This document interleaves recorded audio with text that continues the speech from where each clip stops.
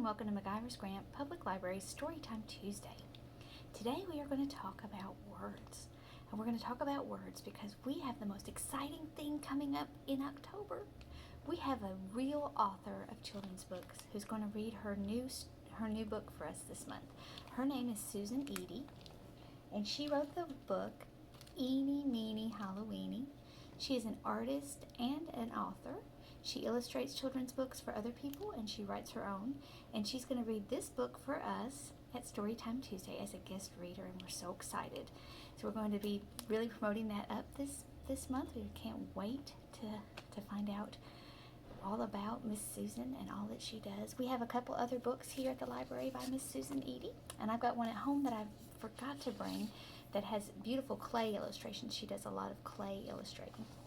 But these books, Poppy's Best Paper and Poppy's Best Babies, are also her books, and we are so excited to have her. So I wanted to tell you about that first, and so I'm going to put that right back up there so you can be looking at that book and thinking, oh, I can't wait till we read that. And today we're going to talk about words. We're going to read the book The Word Collector by Peter H. Reynolds. He's the author of Happy Dreamer and The Dot. Do y'all know The Dot, where they get to move the dots around in the book? So Peter H. Reynolds is both the author and the illustrator of this book. That means he wrote the words and he drew the pictures, so he's like Miss Edie that way. He does both. Okay, this book was published by Orchard Books, and look at all of those words. Do you like words? I like words. I like to let them just roll around in my head, and then they come back up at the most surprising times, and I love to write with words. And some people really do like to do that, and if you like to, then maybe we might do a little something after this. We read this story. Okay, The Word Collector. Collectors collect things. Some people collect stamps. Some people collect coins. Others collect rocks. Some people collect art. Look at all those things. Can you see the stamps? And the coins, and the rocks, and the art. What do you collect? Do you have a collection already? Some people collect bugs. Others collect baseball cards. Some people collect comic books. And Jerome, what did he collect? What do you think Jerome collected? Just from the title of the book, can you guess what maybe Jerome collects?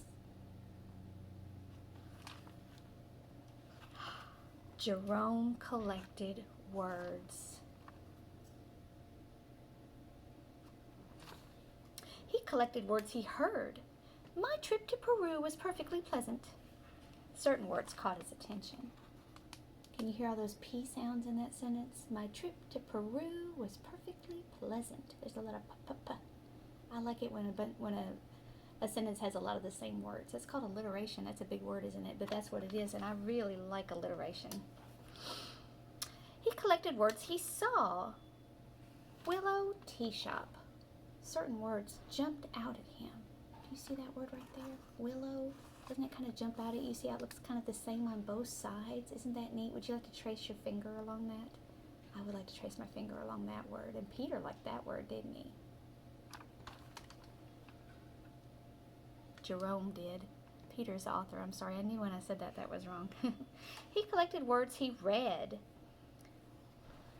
Certain words popped off the page. He's reading The Wizard of Oz, and he likes the word emerald. And I like the way that they wrote that word sideways. Emerald, like that.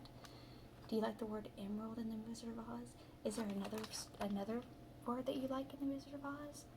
I like the word munchkin. I think that's a cool word. Short and sweet words. Spark, bloom, drift, dream. Those are very short words, aren't they? Spark, bloom, drift, dream. And they're all written right there, and you can see where Jerome's writing them with his pen. Two-syllable treats.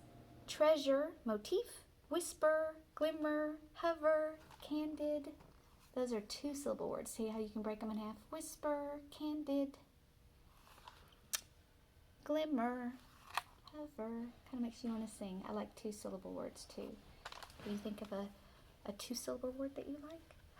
And multi-syllable words that sounded like little songs. Look at those words. Can you see the music up at the top? Kaleidoscope. Isn't that a wonderful big word? Guacamole. Wonderful. Symphony. Botany, geometry. Look at those big old long words that feel like songs just when you're saying one word. Do you have a favorite long word you like to use? There were words he did not know the meaning of at first, but they were marvelous to say. Marvelous is another good one, isn't it? Aromatic, vociferous, and effervescent. I like effervescent. It does sound bubbly, just like it is, doesn't it? There were words whose sounds were perfectly suited to their meaning, like molasses. Doesn't molasses sound slow? Molasses and thick. Tyrannosaurus Rex. Does that sound scary and big? Torrential. Have you heard that word? Torrential, and they usually use it when they talk about rain, and it's raining so hard you're just covered up and soaked in 2 minutes. Smudge. You see how they smudged the word smudge above it? Smudge. And bellow. Have you ever heard somebody bellow? And doesn't that sound like a big word? Bellow. Deep, big word. I like that word. Jerome filled his scrapbooks with more and more of his favorite words. Look at all of those words Jerome collected. I like those words. Let me read some of them to you. Henry, blissful, timber, lore, brilliant, harmony, breeze, timber, everlasting, learn, potential, ascend, soul, shimmer, wings. Those are a lot. Jerome's collections grew. He began organizing them, dreamy and science and sad and action and poetic. One day, while he was transporting all his words, look at all of those words that Jerome is holding. What do you think is going to happen when he's got such a big thing he's carrying? What do you think might happen when we turn the page? Jerome slipped and his words went flying. Oh, look at all those words up in the air.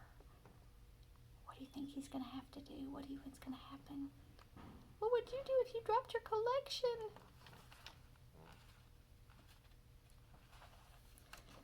As he began to pick them up, he noticed his collections had become jumbled. Big words next to little words, and sad words next to dreamy words. What do you think happened when he put all those words together? What do you think? Can you think of something that might have happened? Let's see what happened. Jerome began stringing his words together. Words he'd not imagined being side by side. Whisper, symphony, electric, peace. That gives you a bunch of images all at the same time, doesn't it? That's what a poem does, doesn't it? It doesn't necessarily have to make perfect sense, but it's going to make you feel something and see something. Words he had not imagined being side by side. Savor, dreams, cascading, stars. I like that. We're going to talk about cascading stars in just a minute. He used his words to write poems. He used his poems to make songs, and they moved and they delighted. Did you know that words can move and delight, and they can make your heart feel good? Can't they? They can make you feel something. Words can. Look at him singing for his friends. Some of his simplest words were his most powerful. I understand. That was some of his simple words. I understand. Have you ever told a friend, oh, I understand? That means a lot to your friends. I'm sorry. That's another very small word, isn't it? But it's a big word. It means a lot, doesn't it? It means a lot to people you say it to, and it means a lot for you to say it. Thank you. Thank you is a small word, but it makes people feel really well, really good, doesn't it? It does. And it makes you feel good when you say it. And you tell somebody, thank you for doing that for me. And you matter, which is a very, very important set of small words, isn't it? Who matters in this world? We all do, don't we? And sometimes people need to hear it, and so it's wonderful when you can tell your friends that they matter to you. Jerome eagerly collected more and more of his favorite words. Look at all those words he has. Can you see them on the shelf behind him? And can you see them all on the table in front of him? Some of those words are brilliance, waterfall, vision, molecule, peace, brother, hugs, infinite, love, light, brother, bungalow, bohemian, I like that word, harmony, gaggle, I like gaggle, onomatopoeia, thanks, spice. Thanks was in there, wasn't it? Onomatopoeia is a pretty cool word, isn't it? That is a really fancy word for a word like pow or bang that makes a noise. The more words he knew, the more clearly he could share with the world what he was thinking, feeling, and dreaming. One breezy afternoon, Jerome climbed the highest hill, pulling a wagon packed with his word collection. Look, he's going up the hill. Look at all those words. And he's losing some of them because there's so many in that big bag he's got. I was trying to say basket. He smiled as he emptied his collection of words into the wind. Look at that. Look at the wind carrying all of those words away. I like this book. Do you like it? He saw children in the valley below scurrying about collecting words from the breeze. Look at all those children and look at all those words. And what words would you want to pick up? What would be your favorite words to pick up? Would you want to pick up a bunch of different ones and make a poem? And Jerome had no words to describe how happy that made him. I like the idea of sharing what is your favorite thing, sharing your collection, whatever it is, sharing your words with friends and building others up with your words. I love this book. And at the very end, Mr. Reynolds, Mr. Peter, has a message for you on these words that were floating in the wind. I'm going to read that to you. It says, reach for your own words. Tell the world who you are and how you will make it better. Peter Hamilton Reynolds. So he wants you to use words. How often does an author tell you, go out and do something wonderful in the world? I think they try to say it with their stories, but I like that he said it directly to you at the end of the book. And on the back of the book, see all those big words there. Now I have to hurry because we're going to tell you a little bit more about some things that are going to come up. We're going to have some in-person programs this month in October. We're going to have one on October 9th. It's coming up in just a couple weeks. It's a smartphone star party. And so here we've got a flyer for it. I'm going to put one on Facebook so you'll see it. And we're probably going to just do another short video with a poem that I found in a great book about shooting stars, okay? So we're going to do that. And I cannot wait. I cannot wait to be able to see your faces. We're going to stay in the parking lot. We're going to stay in our cars. And we're going to have all kinds of wonderful activities around a meteor shower that's supposed to happen in the early evening on Friday, October 9th. Our event will be from 5:30 to 7:30, and we're partnering with 4-H UT Extension, TSU Cooperative Extension, and Discovery Park of America. And we'll also have wonderful activity kits and a Read Squared challenge for you this month. All right, I hope you have a wonderful day. I can't wait till you get to meet Susan Edie, and I thank you so much for coming and joining us today for the Word Collector. Have a great day. Bye.